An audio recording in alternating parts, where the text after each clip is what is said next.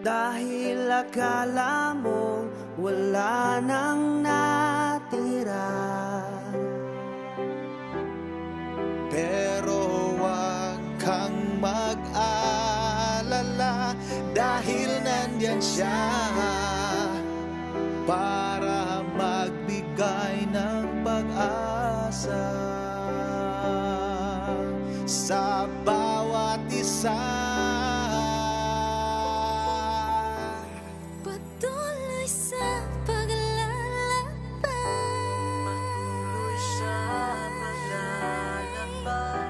sinasa pusong kanyang gabay.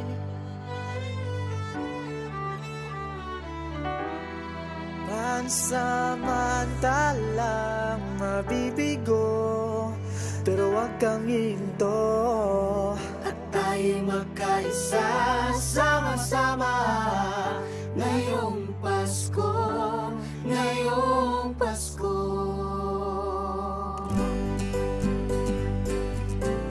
Magtutulungan tayo ngayong Pasko.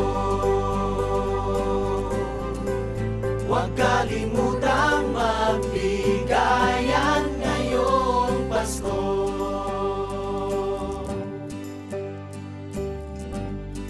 Ang buhay dito sa ating mundo ay tunay na puno ng gulo.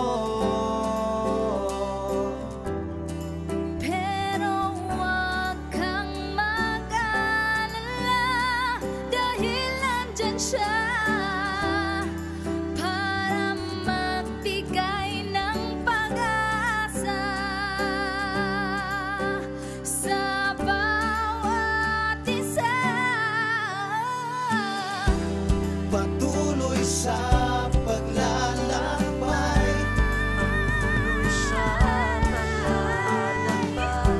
sinasa pusong kanyang gabay. Pansamantalang mabibigo, pero huwag kang ihinto. At tayo'y magkaisa, sama-sama ngayong Pasko, ngayong Pasko. Magtutulungan tayo ngayong Pasko. Huwag kalimutang magbigayan ngayong Pasko. Magtutulungan tayo ngayong Pasko. Huwag kalimutang magbigayan ngayong Pasko.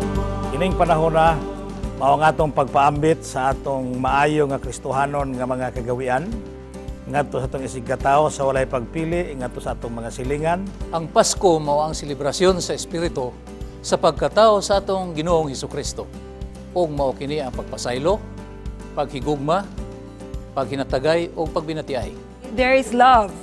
Kasi with love, there is more giving. Yung love and joy. So God wants us to always have this attitude, to always have this character.